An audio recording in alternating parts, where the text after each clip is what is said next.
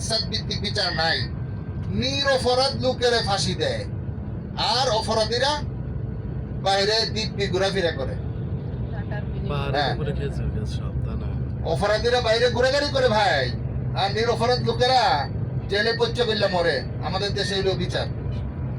আল্লাহ আমাদেরকে, আমাদের দেশ ও জাতিকে এই সমস্ত জুলুম থেকে হেফাজত করেন। ভাই, মানুষের উপর জুলুম করা যাবে না ভাই, মানুষের উপর ইনসাফ করতে হবে। আল্লাহ তাআলা কিয়ামতের দিন মানুষ বেশি জাহান্নামে যাবে এটার জন্য, যে মানুষের উপর জুলুম করার কারণে। যারাই মানুষের উপর জুলুম করবে আল্লাহ তাআলা তাদেরকে মাফ করবেন না। মানুষের উপর জুলুম করা থেকে আমরা এখন জেদ্দার দিকে যাচ্ছি। আল্লাহ রাসূল বলেন আমরা এখন জেদ্দার দিকে যাচ্ছি। মানুষের উপর জুলুম করা থেকে বাঁচো, কেননা আল্লাহ এবং ওই বান্দার মধ্যে কোনো পর্দা থাকে না, কোনো আড়াল থাকে না। এজন্য মানুষের বদদুয়া থেকে বাঁচো। তাদেরকে এই বিষয়গুলো সমাজ আল্লাহ তাআলা দান করেন, যেন তারা বুঝতে পারে যে মানুষের উপর জুলুম করা যাবে না, মানুষের উপর ইনসাফ করতে হবে, কারোর প্রতি কোনোভাবেই জুলুম করা যাবে না। যেমন আমাদের প্রতিবেশী রয়েছে, প্রতিবেশী, তাদের উপর জুলুম করা যাবে না, কেননা প্রতিবেশীদের উপর জুলুম করা এটা মহা অন্যায়। প্রতিবেশীর হক আদায় করতে হবে। প্রতিবেশীর কি করতে হবে? হক আদায় করতে হবে। আমি একটা গাছ লাগাইলাম, আমার গাছের ছায়া প্রতিবেশীর বাড়িতে চলে গেছে, আমার বাড়ির সীমানা বন্ধ থাকবে, বাইরে যাবে না। এটাই হলো আল্লাহর হুকুম, নবীর তরিকা। আমরা তো আল্লাহর হুকুম থেকে সরে যাচ্ছি ভাই, নবীর তরিকা থেকে বের হয়ে যাচ্ছি। এই জন্য মুসলমানদেরকে আল্লাহর হুকুমের উপর থাকা চাই। মুসলমান যদি আল্লাহর হুকুমের উপর না থাকে, তাহলে যে কোনো সময় আল্লাহর আযাব নেমে আসতে পারে। এই জন্য মুসলমানকে ইনসাফের উপর থাকতে হবে। রাসূল কারীম কুরআন শরীফে আল্লাহ তাআলা মানুষকে 6টা বিষয়ের 3টা বিষয়ের আদেশ করেছেন, আর 3টা বিষয় নিষেধ করেছেন। কয়টা আদেশ করেছেন? 3টা আদেশ করেছেন, আর 3টা নিষেধ করেছেন।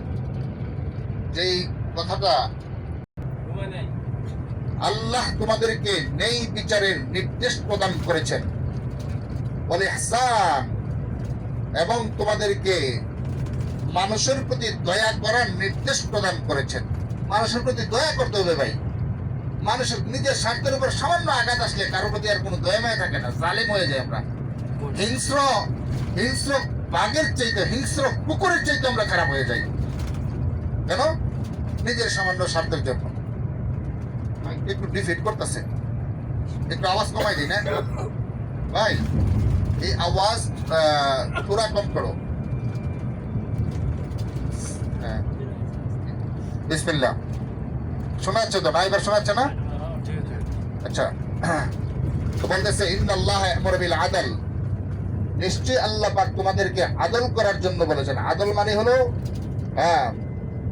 নেই বিচারের নির্দেশ প্রদান করেছেন। নেই বিচার, বিচার করতে যায় যদি নিজের ছেলেও অপরাধী হয়, ইনশাআল্লাহ, তো তার সাথেও আপোষ করা যাবে না, তার জন্য কি করা যাবে না, খাতির করা যাবে না। চোখ বন্ধ করে ফাঁসির রায় দিয়ে দিতে হবে। বিচারের কাঠগড়ায় পিতা, বিচারের কাঠগড়ায় আসামি হলো সন্তান, বিচারক হলো পিতা। ইসলাম বলছে সন্তান দেখা যাবে না, আসামিকে আসামি হিসাবে দেখতে হবে, বুঝছেন? কিন্তু আমরা তো গোলাম একটা বিচার করি ভাই, আমরা তো ইনসাফ করি না। আজকে অপরাধীরা ছাড় পেয়ে যায়, নিরপরাধরা জুলুমের শিকার হয়। এই জন্য জালেম জান্নাতে যাবে না, জালেমের বিচার সবচেয়ে কঠিন, ভয়াবহ হবে। ভাই, আলহাজ ইনআমুল হক খন্দকার ভাই, সামনে চলে আসুন, পানি খরিদ করতে হবে।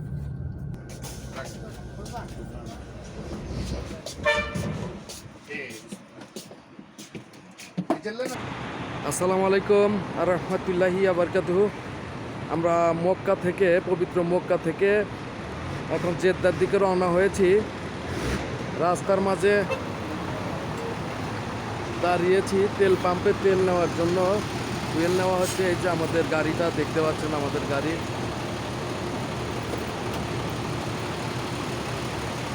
তেল নেওয়া হচ্ছে।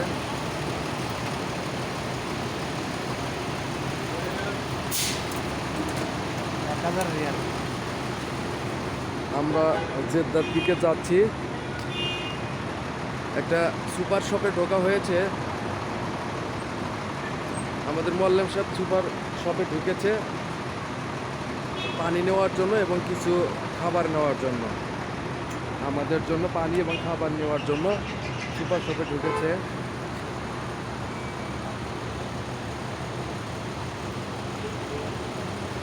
এটা আমাদের বাস।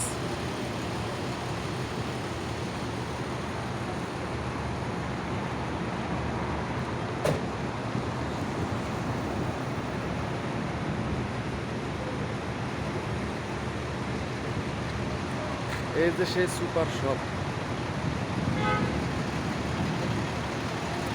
আর এটা হলো শফিকুল ইসলাম। এই যে সুপার শপ দেখতে পাচ্ছেন আপনারা।